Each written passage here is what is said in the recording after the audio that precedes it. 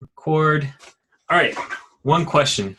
In the guided project in the add to tail method on line 28 and 29, why do we do the set next equal? Is that this one? Line 28 and 29. Why do we do the set next equal to new node? Wouldn't that just make it point to itself? Okay, let's see, what are we doing here? We're doing add to tail. New node is we're creating a new node. If not self.head, this means that we don't have a head. We create a new head. Otherwise, we add this to our tail. Doesn't that make it point to itself? No, self is self, right? Self is itself. New node is the new node that we're creating. So right now we have our linked list, right? Our linked list, we're pointing to our head and we have a pointer to our tail. Now, if we want to add a new thing to our tail, we're going to create a new node with the value of that tail. And then we want our current tail to point to the new node, right? So this is the one we just created right here. And that's what our tail is going to point to. Now, since we added something else to the end, now we have a new thing. So we want to point our tail to whatever that new node is. Does that make sense? Okay, I don't know who asked that. Hopefully that makes sense. We can draw it out if we want to. Like let's try a whiteboard. I don't have my tablet set up, so I'm gonna have to draw with my trackpad. So apologies if it looks ugly. So what does that mean? That means like if we have, here's our linked list, right? And then let's say our linked list looks something like this. Here's, oh gosh. Okay, here's a node. Each node is divided into two. Here's, let's say this value is 2. And we have another node. Let's say this is 5. And one more. This points to 6. Oh my gosh, these look terrible. But you know, I think you get the picture. So here's our linked list, right? We also have our head. I'll make it a capital H. Here's our head, points to this one. And we have our tail that points to this one. Right?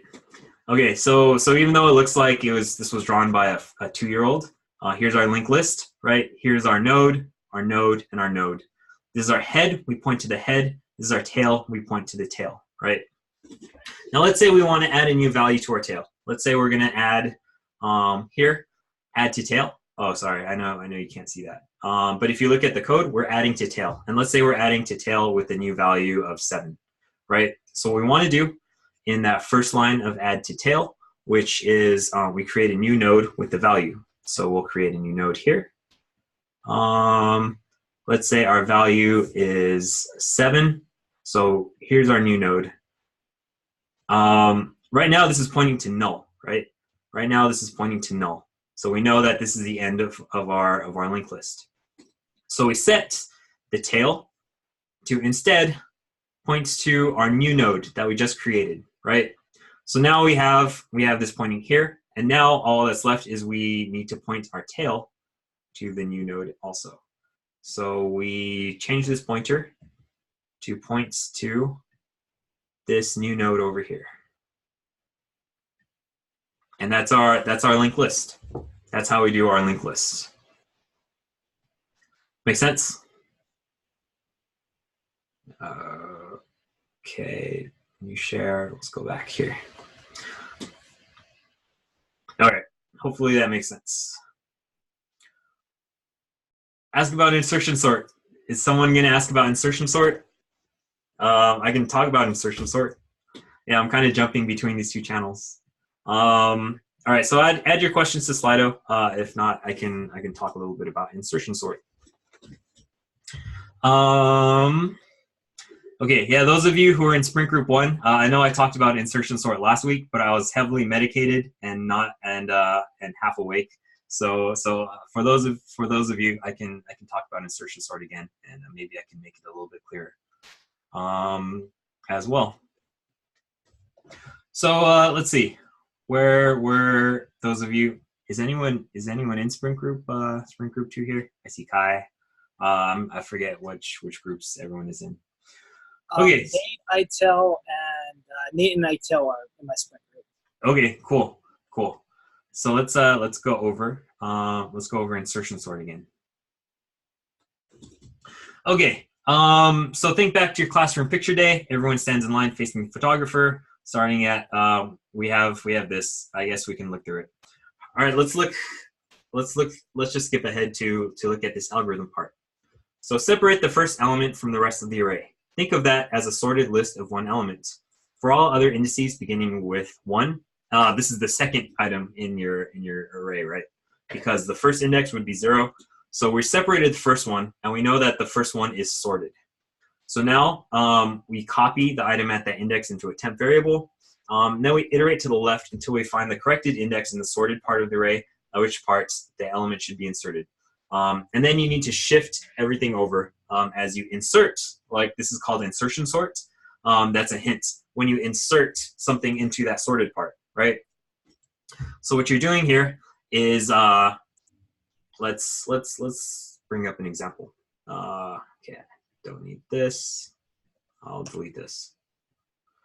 Okay, so if we have, let's create an array with something like 3, 6, 1, 4. All right, so here is our unsorted array, right?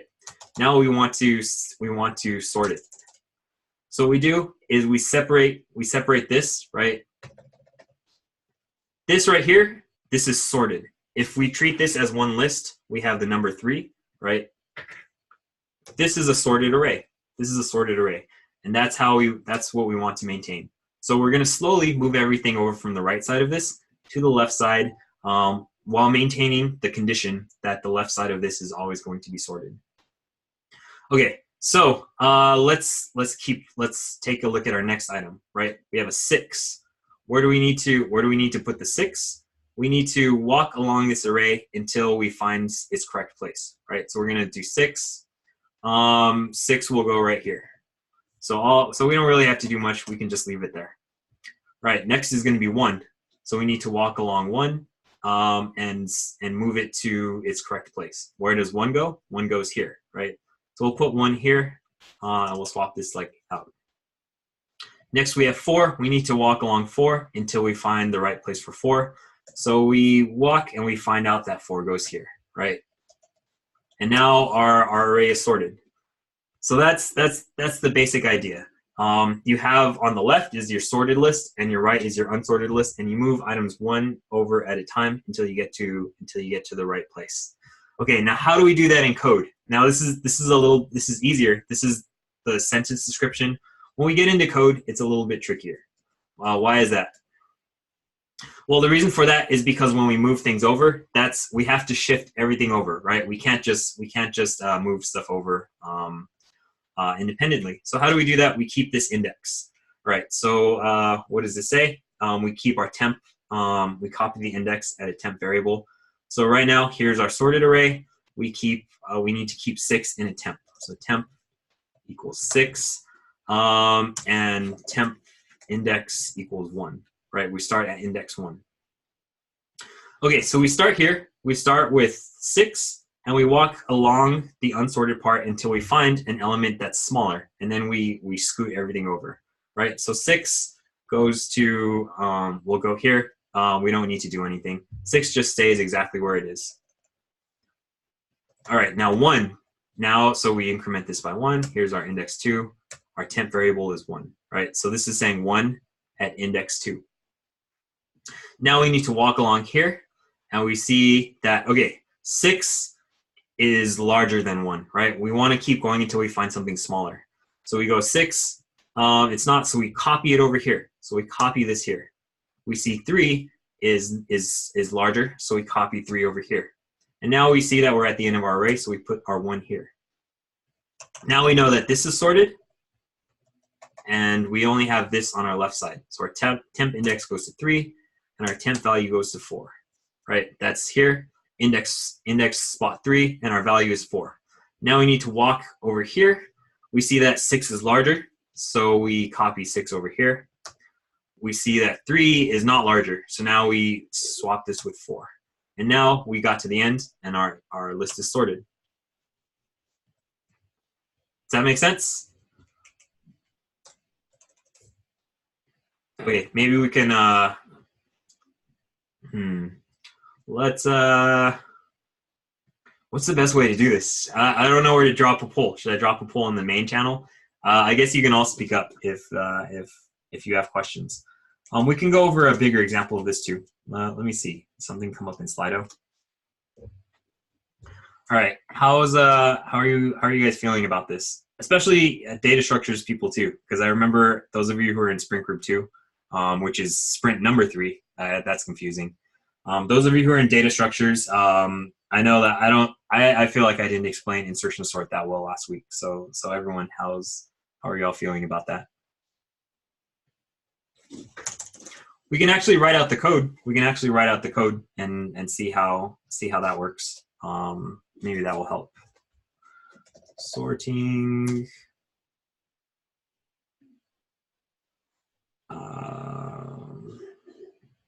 Okay, so the code would look something like this.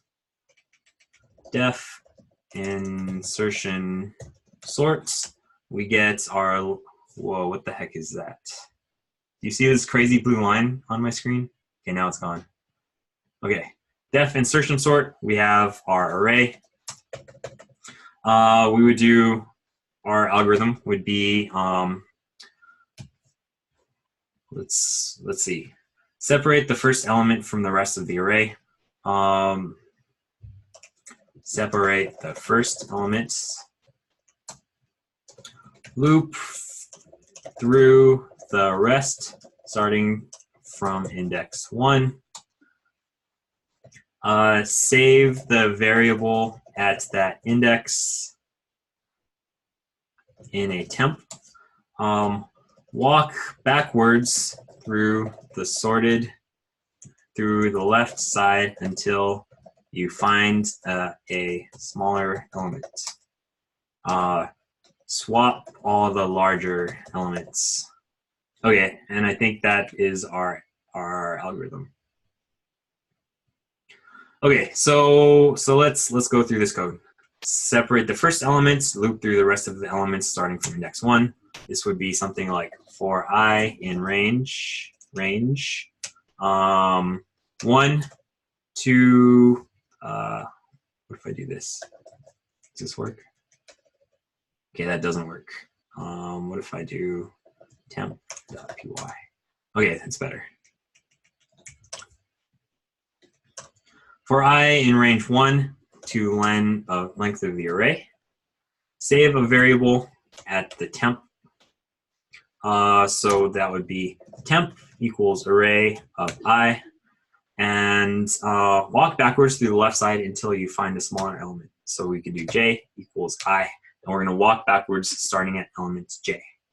All right, so this would be while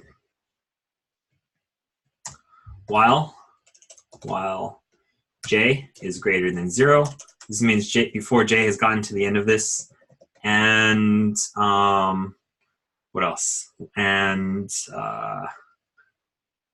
array of j is less than while temp is less than array of j minus 1. So this is the walk backwards parts, and then we swap all the larger elements. So now we need to do a swap. So that would mean array of j equals array of j minus 1, and j minus equals 1. And then we need to set temp, right? Then, no, temp stays the same. Temp stays the same. And then when we get to the end, we do array of j equals temp. And then we return. Return array. All right, so this should be our insertion sort. Let's give it a run. Here's our insertion sort. Let's make import random. Let's say random array equals list of range 100. We'll do random array dot shuffle. Wait, is it random dot shuffle array? I think it's like this.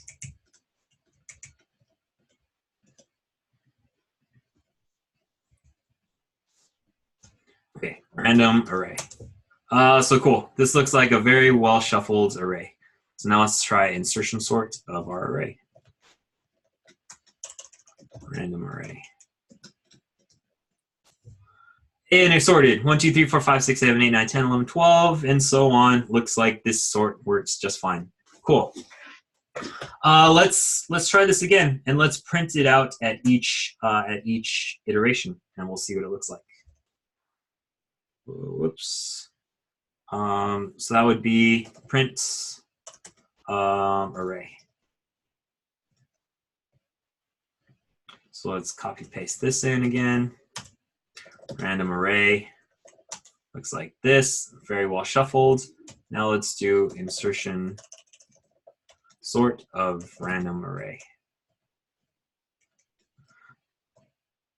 Okay, so this is pretty long, but we can start up at the top and see what it's doing at each stage. So here's, oh gosh, here is our thing all shuffled. 77. You'll see each time we're going to sort it one at a time. So right now 77 is sorted. Now we have 64 here, and little by little, each this is going to grow. 59, 64. So let's see, we're taking this one, this 59, and we're putting it in the correct place.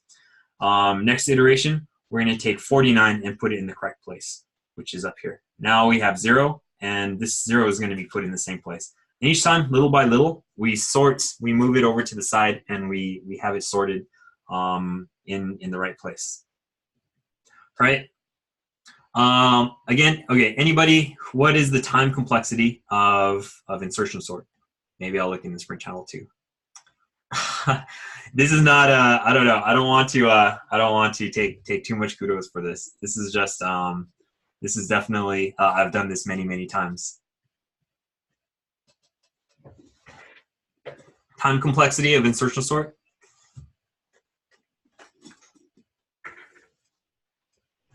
O of n squared. Yes. Good job, Kai.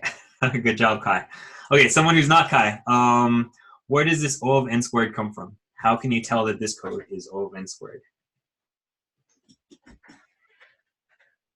Someone in either of these two channels.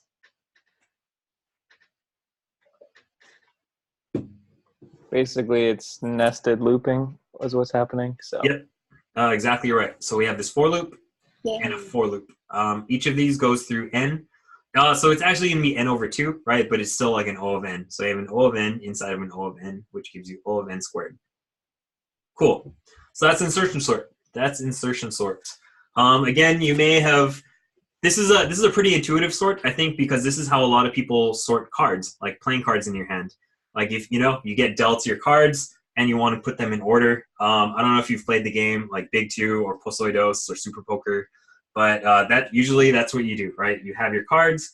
You have, all right, all my cards are here sorted. You're gonna look through.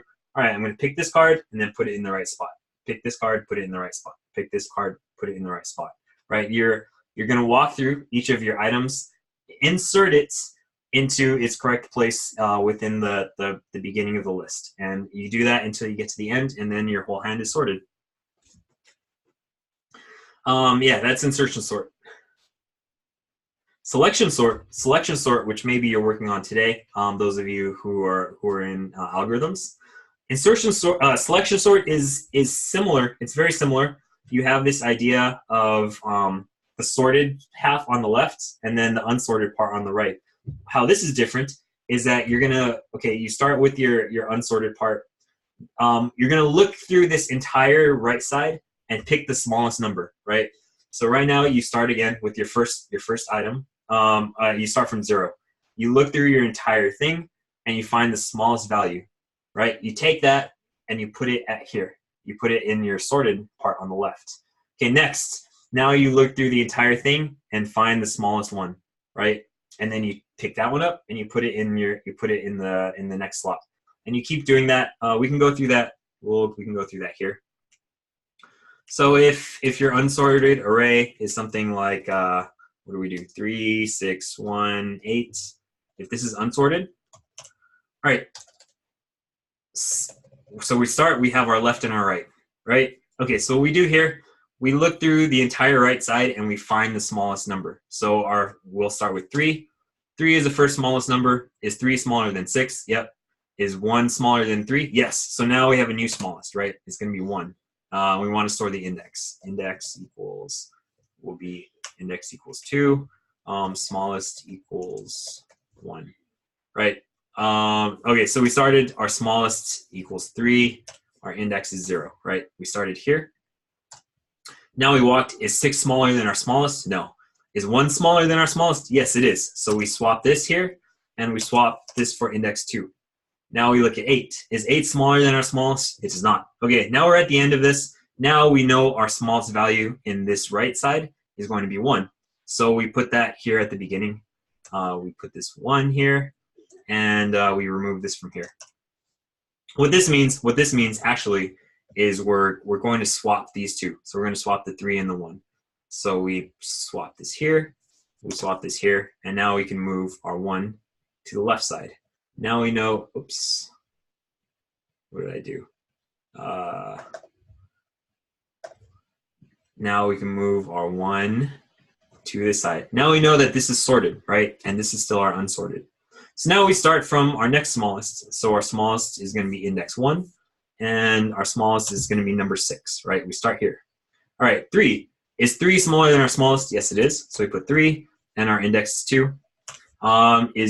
Now we have 8. Is 8 smaller than our smallest? It is not. So now we know that our next smallest item in this unsorted area, we're selecting the smallest one, right? Selection sort. So now we know 3 is our smallest. So we swap 3 with our first item. So put a 3 here, put a 6 here. And now we know that this part is sorted. Now we know that this part is sorted. And we're starting again, right? So now we go through the same thing. We're starting from index 2. Our smallest value is 6, right? Is 8 smaller than 6? No, it's not. Okay, so now we know 6 is our smallest thing. We put this here. We put this here. 8 is our smallest. Index is 3. Okay, so we swap 8 with itself, and now our array is sorted. Nice and easy. So this is selection sort. This is a selection sort.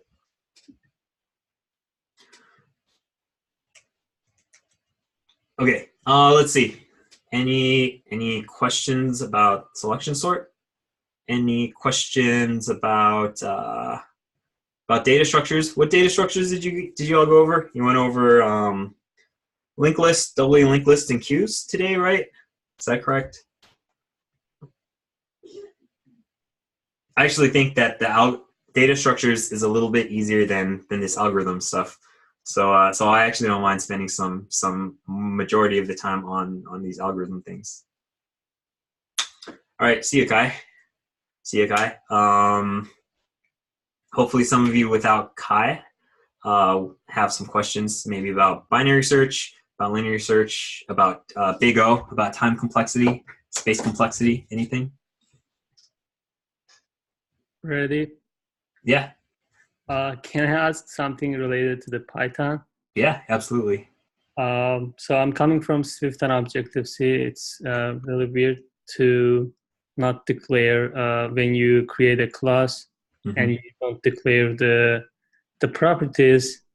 So let's assume I have a leaderboard class and I have some methods to add some players to leaderboard or remove them or get their total or average value. How can I create a property that holds all the information Okay. Like I need to create a dictionary or array inside of a class. We don't like declare it when we. Yes. Okay. So you're asked. Yes, you're correct that in like Swift Objective C, you need to declare the class right up front. Like if you create a variable, you'll say like integer I equals 10, right? Something like this. Whereas in Python, you just do something like this. But it's totally valid that someone can pass in something that's not this. So you say you have class leaderboard, right? Something like this. You def your init. Self. What are the things that you want to track with your leaderboard? I just want to create a dictionary named board. Okay. So you can do self dot like board equals this. You initialize it with an empty dictionary, right? So and then you would want to do something like def, like add score or something. Self maybe name and score, right? And then this can say like I'll add Brady and my score is 100. And then if my score is already there, if it's not there, it'll create a new entry. And if it is like self.add score, it will create a new one, right? So then we could do something like if name in not in self.board of name equals 0. And let's say if score is greater than self.board of name equals score. Okay, so I think this maybe is what you're looking for. And I hear what you're saying, or what if it's the wrong values? So let's take a look at this. All right, so we have this leaderboard. Maybe I can do print. I'll also do def repr self return. We'll do an f string self.board. Okay. So if we have LB equals leaderboard, we have a new instance. We can print our leaderboard. Oh, we didn't copy this in.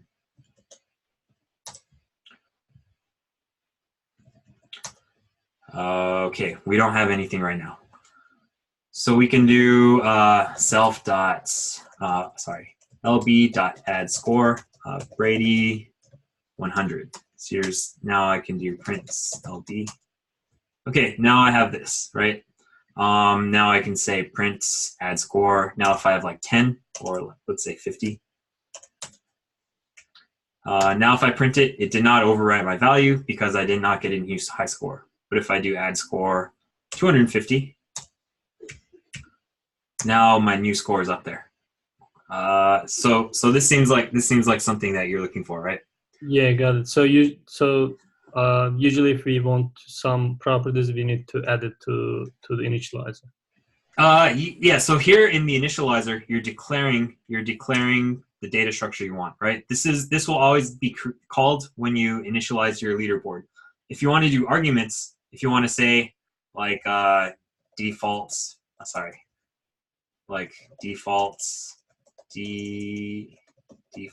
value,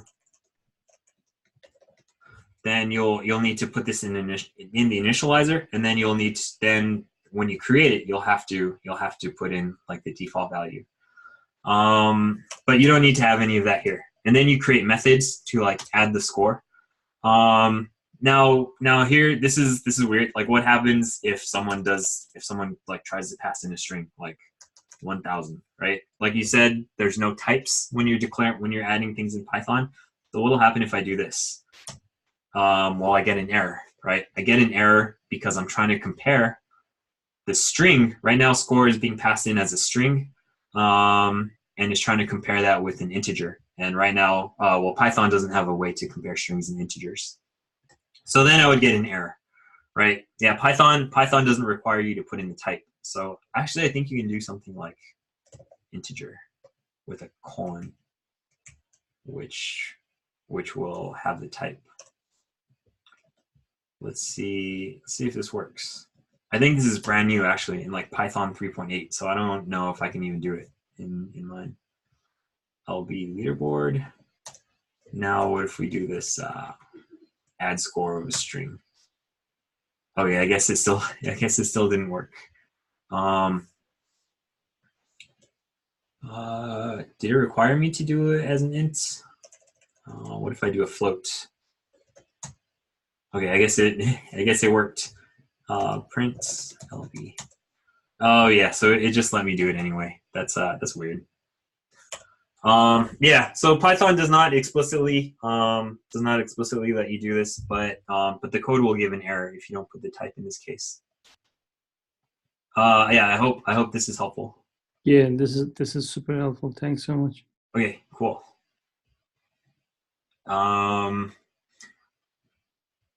Other questions? Nate, Yanrong, Etel. Is it Etel or Itel? It's ITEL. Itel, okay, Itel. Any questions from?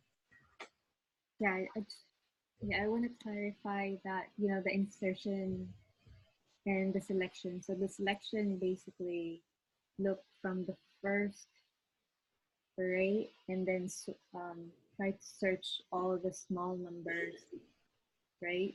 Mm-hmm. And switch it to the first one. Mm-hmm. Yep, exactly right. And then the insertion is you have to go through like one, what do you call that? Like one by one of the array, and then switch it to the next one. And if it's lower, then you have to switch it to the other side, and then like keep on switching each other. Mm-hmm. Mm-hmm. So you can think of insertion, right? For both of them, the left side is sorted and the right side is unsorted, right? So for both of them, you want to move everything from the unsorted into the sorted half. Both of that's the same. The difference is that, so insertion sort is you always take one and then you walk it through, you try to find out where the right place to insert it is, right? And then you insert it in the correct place. In selection sort, you walk through the entire unsorted part and you find the smallest one. And then you always put it in the same place, which is at the end of the unsorted. So it's like, are you doing the sorting in the first part or in the second part? If you do it in the first part, like you're always going to take something and just find where it is in the sorted half. In the other one, you're going to look for your smallest item and then take the smallest item and then put it into your sorted half.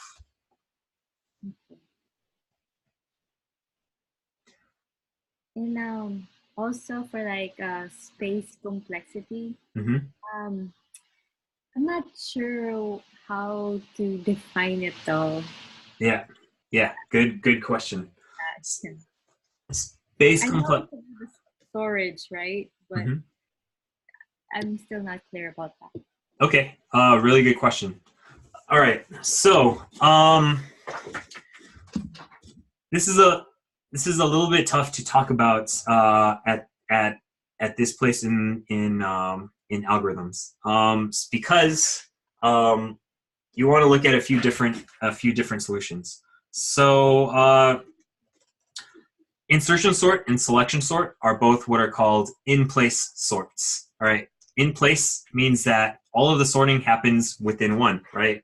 You don't need to make another copy of the array. All you need to do is like swap, right? If you're doing a swap, that doesn't take any extra memory. It takes one. You need to copy something to a temporary place, move it, and then copy it back. But that's going to be O of 1. So in place is another way of saying O of 1.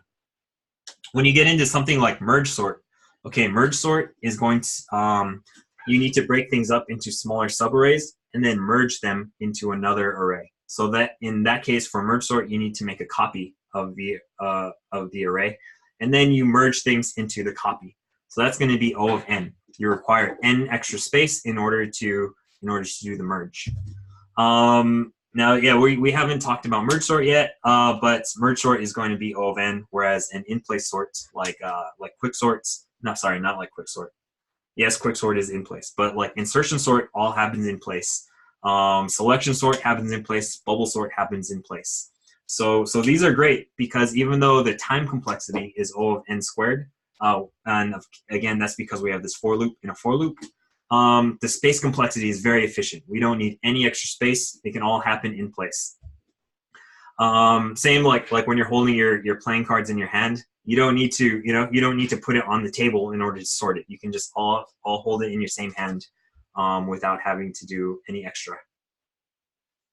We can talk more about space complexity as the week goes on, because yeah, once we see more examples, we'll see like, yeah, how is merge sorts O of n? Why do we need to have extra space for that? Yeah, I was about to ask if you can give an example of the space complexity. Sure.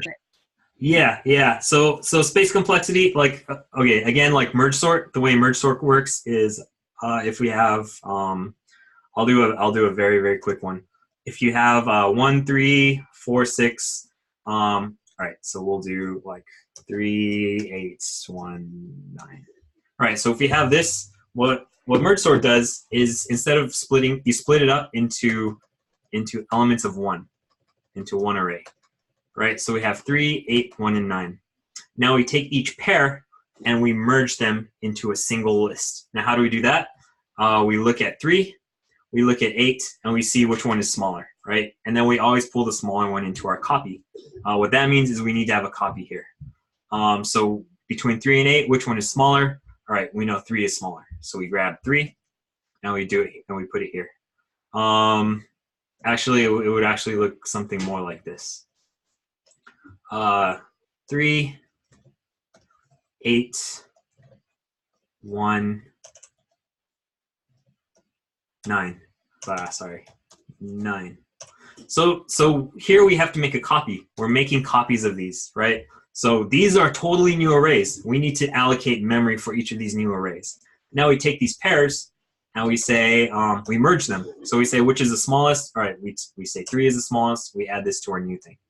All right, now it's the smallest. Now 8 is the smallest, right? And we add that to this one. So now these two are empty, and we have a merged array. And we know that this is sorted, right? We know that this is sorted because similar to how we built our selection sort, we pick the smallest and we pick the smallest. And by always picking the smallest between the pairs, we have a merged array. Now we do the same thing for this one. So what's the smallest between 1 and 9? It's going to be 1. So we add this to here. What's the smallest between 9 and nothing? 9. So we add this to here, right? So we merged it. We've merged these lists together. And now we have these two sorted subarrays, right? Each of these are going to be sorted. So now we merge these. So now we have, we'll create a new empty array. Now we say we only need to look at the first element because we always know that the smallest of these two are going to be the first element, right? So we say 1. We have 1 and 3, which is the smallest between 1 and 3. Yep, it's going to be 1. So we pull 1. Now we look at the first one. What's the smallest between 3 and 9? It's going to be 3. So we pull this out. What's the difference between smallest between 8 and 9? It's going to be 8. So we grab 8. What's the smallest between 9 and nothing? It's going to be 9. And now both of our merged things are empty, and we have this copy, and we know that this is going to be sorted, right? So now, since we have no more subarrays, we know that this is going to be our sorted array. Again, this takes O of n because we have a copy, right? This is not in place. We're not swapping. We're not doing swaps. We're doing copying into new arrays. So the more times we do this, every time we copy, we need to make another copy. So this is going to be O. This is going to have O of n memory space. This is an example. This is going to be faster. This is going to be faster than insertion sort. Insertion sort is O of n squared, and merge sort is O of n log n, because we're only sorting these smaller arrays. So it's going to have better performance, but it's going to have worse space complexity, as in it's going to take a little bit more memory. So that's the trade-off between the two. But yeah. Sorry, go ahead. Insertion and merge, right? Sorry. Mm-hmm. Insertion is much better to use it. Insertion is going to be slower because insertion has O of n squared. Merge sort is going to be n log n. let's this is tricky. I think log n's are tricky. So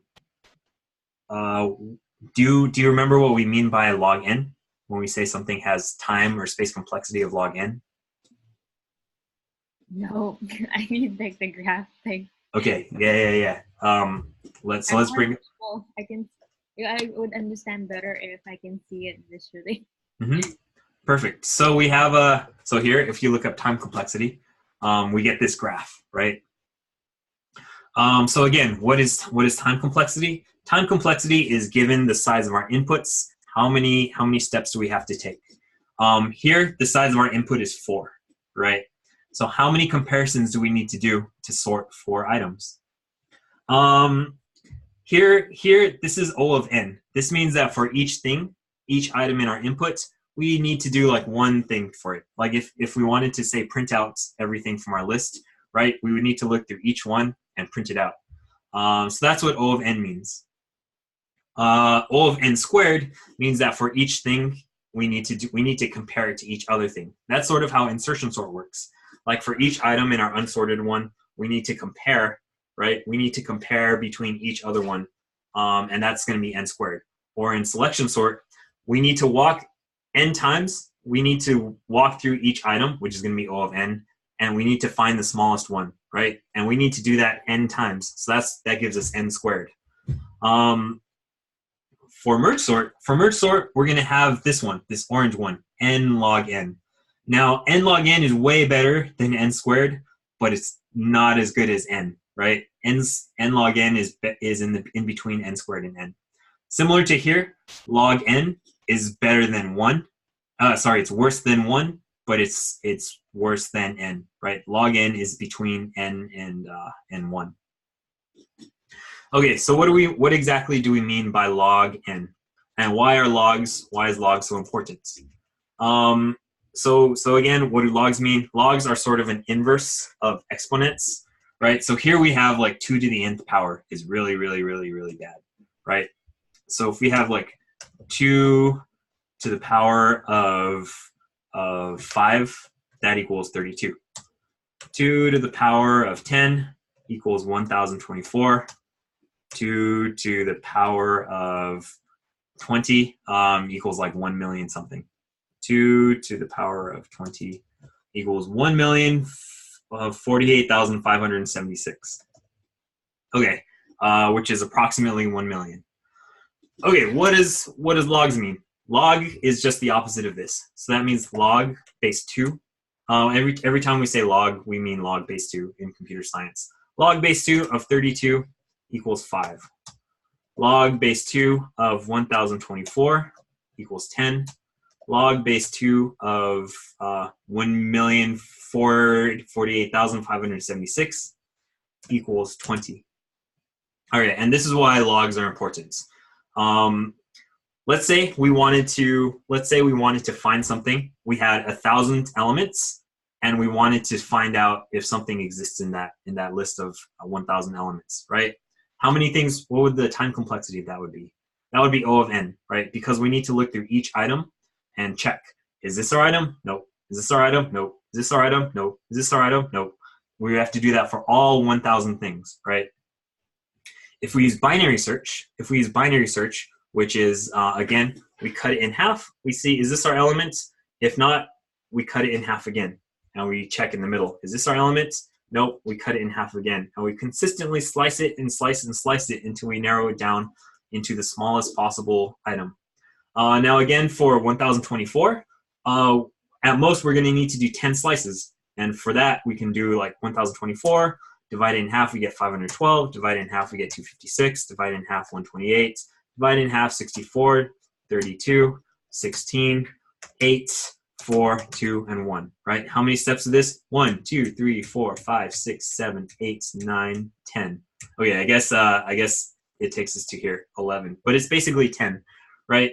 So at most, if to do this check, instead of having to look through each 1,000 things, if our array is sorted, we can do it in log n time by doing what's called binary search, which is cutting in half every single time. That's sort of what our merge sort is doing too, except in the opposite direction. We're starting with a tiny array, and we're slowly building it up each time, which gives us a log n time complexity.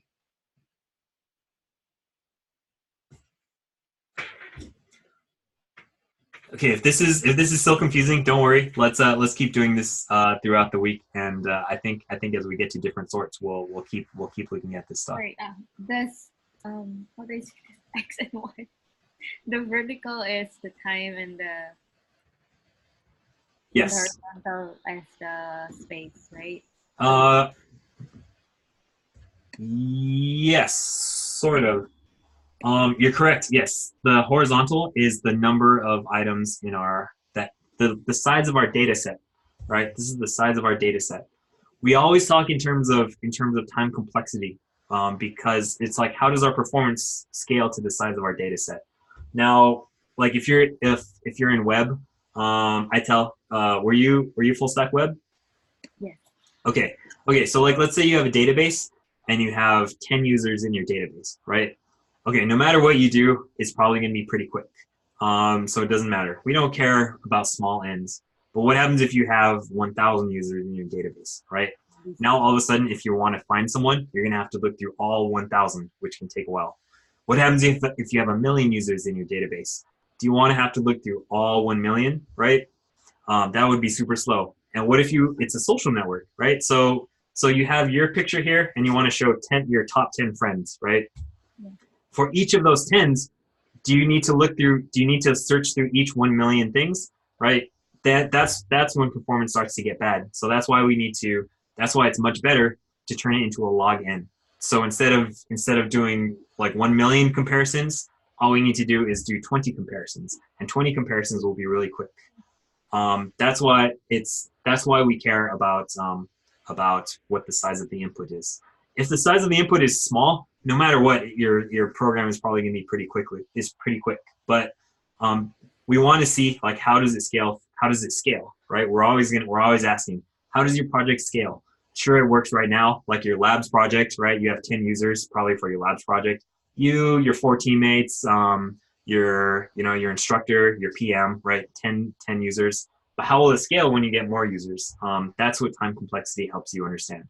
If you can see an n squared, I have a for loop in a for loop. This could be a little bit dangerous, right?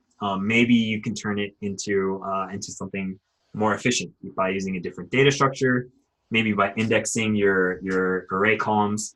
There's many different ways that we can improve time complexity, and that's sort of what we get into, like, in data structures. In data structures, we see how can we store things better so we can get better efficiency. But first of all, what you want to learn to do is you want to learn to identify things. Like, you should be able to look at this and see, this is n squared. This is n squared.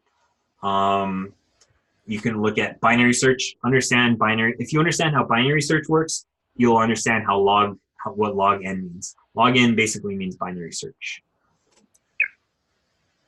Thank you. Makes more sense, actually. Cool. I'm glad. Yeah, let's keep these conversations going throughout the week. Again, yeah, we're throwing all of this stuff at you at the beginning, and it's a lot. But throughout all of CS, we're gonna keep asking, what's the time complexity of this? What's the space complexity of this? And as by the time you get to the end, I guarantee you'll be really sharp, and you'll be able to see something instantly. Say, oh, that's O of n squared. We can improve it by using a binary search tree, right? That's the goal. To get you thinking, speaking, and communicating like a computer scientist. Ready? Yeah. Can I ask a small Python question? Sure. So let's say I have a player class. Mm-hmm. In Swift, you are creating player class, and in the leaderboard, if you are passing a name, or let's say not name, I'm passing a player, you are saying, or let's say leaderboard has players array, and I'm declaring that, saying this array will hold players class. Mm-hmm. How we say it in Python? Yeah. Okay. So you're saying, how do you prevent someone from, like, if you do death? It's kind of linking, right? It's kind of linking to each other. I'm saying I have a leaderboard class, and each child is player and player's parent is leaderboard. So they refer to each other, right? Yeah. So you're saying what happens if someone calls add player and they don't put a player in here and they put like an integer? Are you going to end up with an let me just quickly write the code in Slack. Okay. Which sure.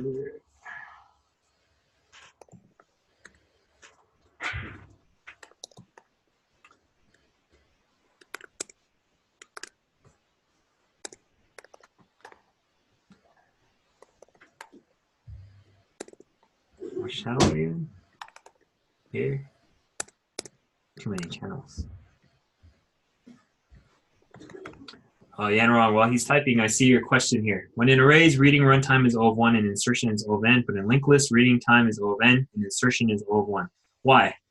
Good question. Okay, think about how arrays and linked lists are structured. Yanrong, I hope you're there. Okay, hey, there you are. Okay, when you read in an array, you can skip around. So you can look to see, like, show me what the 5th item is, and you can just jump right to the 5th item. Now, in a linked list, you can't just jump to the 5th one, right? You need to start from the first one and say, all right, where's the second one? Second one, where's the third one? Third one, where's the fourth one? Fourth one, where's the 5th one? And now you get to the 5th one, but you need to walk through it in order. This is because they could be scattered in different places. In an array. So it that means the array we can do random access in the list only sequential access. Yep. Yes. Exactly right. So an array, this is you're going to get more into this in C, but the array is going to occupy a contiguous block of memory.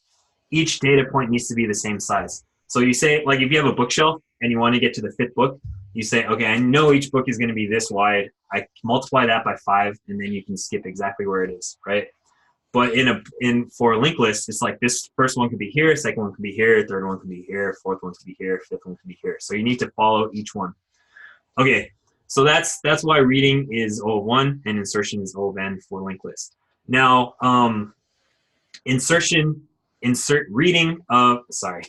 Now, when you if you want to insert into a linked list, this is like inserting into the front. I think you mean inserting into the front of a linked list.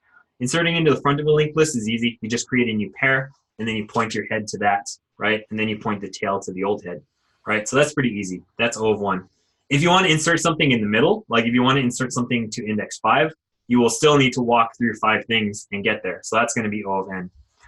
Now, when you insert something in the front of an array, remember, since everything needs to be contiguous, everything is in order, you need to scoot everything over once, right? So if you have your old thing in number 1, if you just put the new one in number 1, it'll overwrite your first one. So you need to move that over 1. And you need to move the second one over, the third one over, the fourth. You need to move everything over 1 slot, right, in order to make a space in index 0. Then you can put your new one in there. Because you need to move over n things, that's why it's going to be O of n. Make sense? All right, awesome. Okay, let's see. Ilgar has some code, how to transfer this to okay, class Brady laptop Mac, Mac owner Brady. Yep. This is actually pretty much this. Okay, not quite this. You would do class let's see, computer def init self owner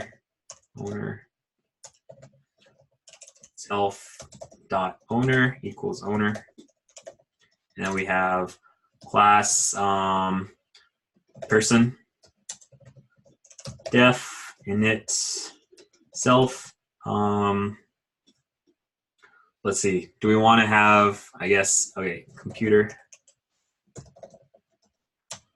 self dot computer equals computer.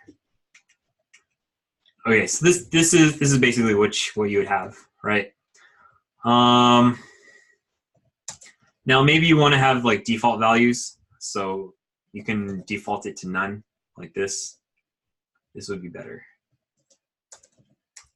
now if we do Mac equals new computer, Mac.owner. Mac has no owner.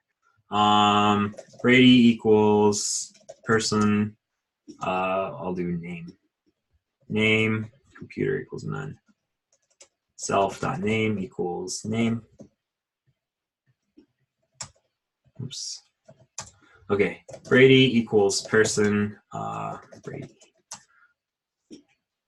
Capital P. Okay, Brady.name equals Brady. Brady.computer equals none. Now I can set, what was it called? Mac.owner equals Brady. And I can say Brady.computer equals Mac. All right, now I have Mac.owner equals this. I can see the name of me. Mac.owner.name equals Brady. Brady.computer equals this this thing. This is my computer object. Got it. So we couldn't declare types, but Yeah, you can't declare types. So there's nothing stopping me from saying like person.name equals 1 2 3 4, right? Oops. Brady.name equals 1 2 3 4. Now I can say Brady.name, and you can see the type is an integer, right? What do you do if you want it to be a string? You can enforce the type. You can say like if type of name is not equal to type of like integer, prints or like raise error is error exception, invalid type.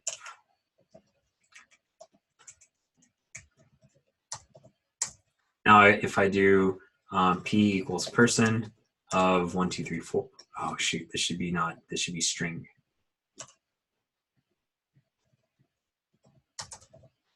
Okay, now if I try to do p equals person 1 2 3 4, I'll get an invalid type error, right? So now but if I do Brady, that's a string, which should be valid. Now I can do p.name. So you can do something like this. In general, Python doesn't want you to do this. Python will just tell you to just be explicit with how you're calling things. But you know, Python is really loosey-goosey when it comes to this stuff. So some people don't like it. Some people don't like it. Some people like the strict typing of things like Swift. But Python, you know, it allows for much cleaner code where it just forces you to write better code, I think. How usually people do in the production code, like say name string or computer integer when they name the properties, or? In production, I think it's just like this, and they just expect you to pass in the right things. I think there's a way to do it like string, something like this, but I think this is new. I don't even know if I have it because str. So like this, p equals person. 1 2 3 4. Yeah, so this didn't do anything. So I forget. I think there is a way to specify the type, but yeah, usually we don't do that in Python. It is a change of mindset from coming from a strictly typed language. Definitely. Same with JavaScript. You know, JavaScript doesn't enforce types either, right? You can just do const and just set it to whatever you want, which is a little bit weird. Thanks so much. That's great. No problem. No problem. Cool. All right. Well, thanks everybody for the questions. Yeah, we'll do this. We'll do this again tomorrow. And yeah, keep those questions coming. Hope you're doing well. Thank you. All right. Thank you all. And I'll see you all soon.